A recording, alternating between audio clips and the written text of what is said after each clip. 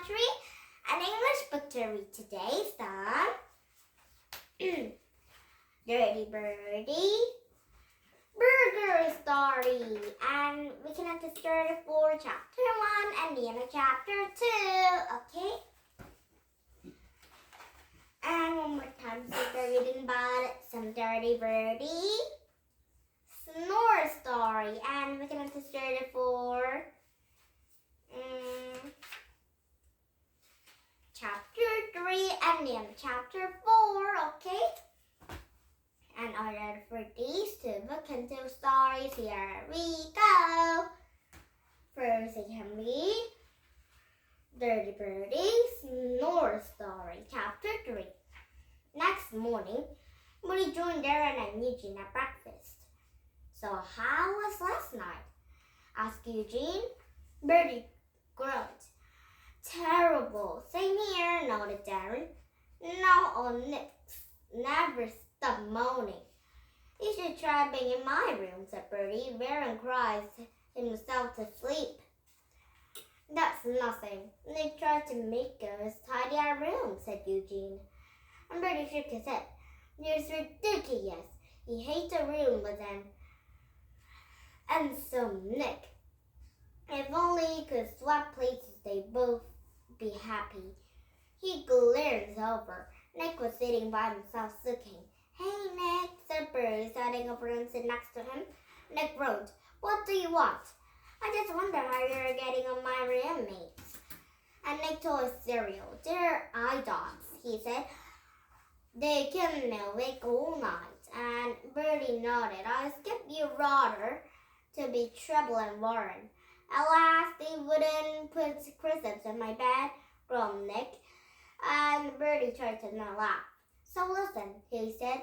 Why don't you and me swap rooms? Nick gave him a look. How? Miss Boots don't let us. But she doesn't have to know, said Bertie. Sure I know, said Nick. Not if we all are mouth shut. And Nick shook his head. We never work. He saw Miss Boots was fine that and she can read your mind.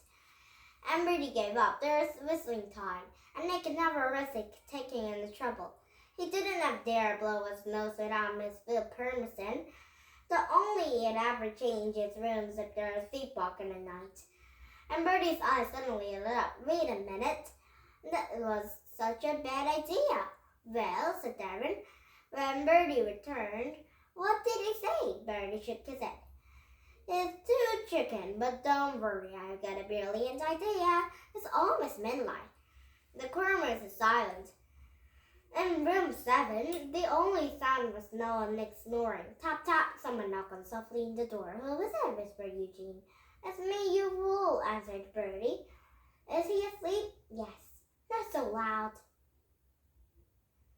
And gathered around his Nick bed. So how are we going to move him? Said Darren. Simple, carrying him, replied Bertie. Oh, Nick was very ginormous sleeping. So he will be done awake, right?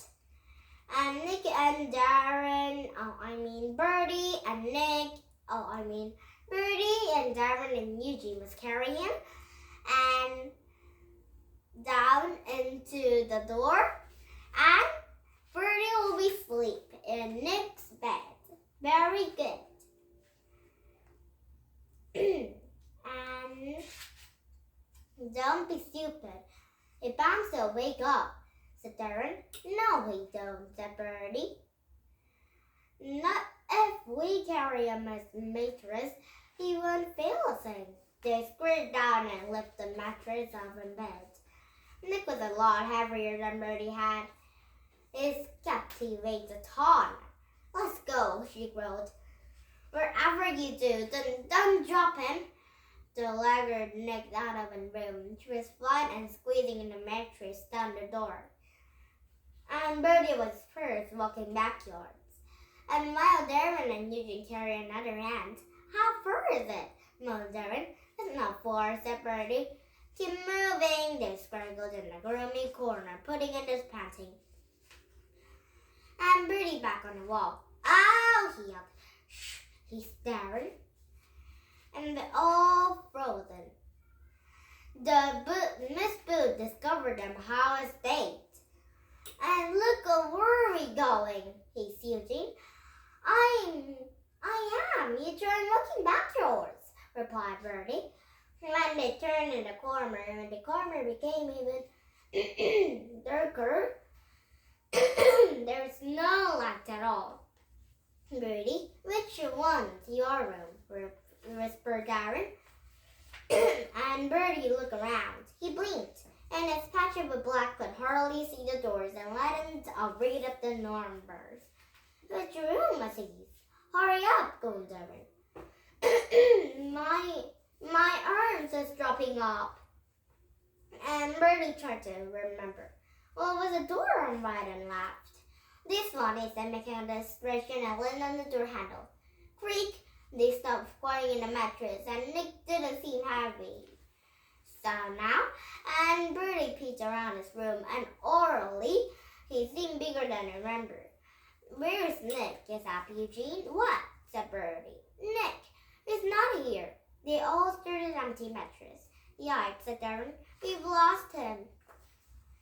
And now, chapter 4 right now. The movie's 34, chapter 4. And the end of chapter... there's no more chapter right now. So, they are now reading the Snore story. And we're going to read a small story to read, okay? And one more time, start reading about it from Dirty Bertie. Booger story. And chapter 1, Bertie was squashed in the sofa, with Susie and Dad staring at the TV. Captain Thunder was being chased by an incredible bug. Drop him, you lightning laser, yelled Bertie. Suddenly, Mom burst into the room. I've got exciting news, she cried. And Bertie looked up. Perhaps the school was closed for a week or even better than it burned out. Or maybe Miss Boone had been a strict for curly to children. I've been asked to write for Imparsley Post, said Mom.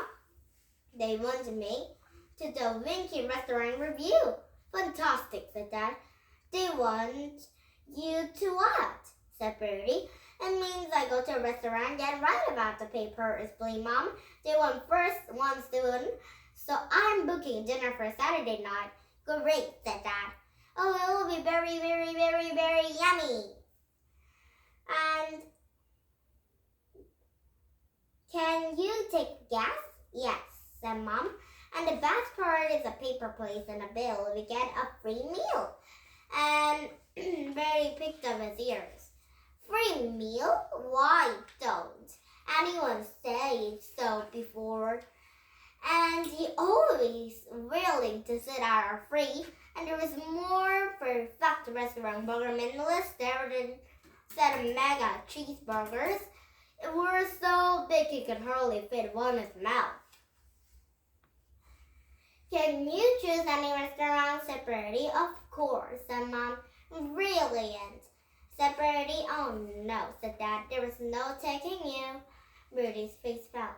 Why not? Because wherever we take you out of a dinner and always end in disaster, said Dad. Remember last time?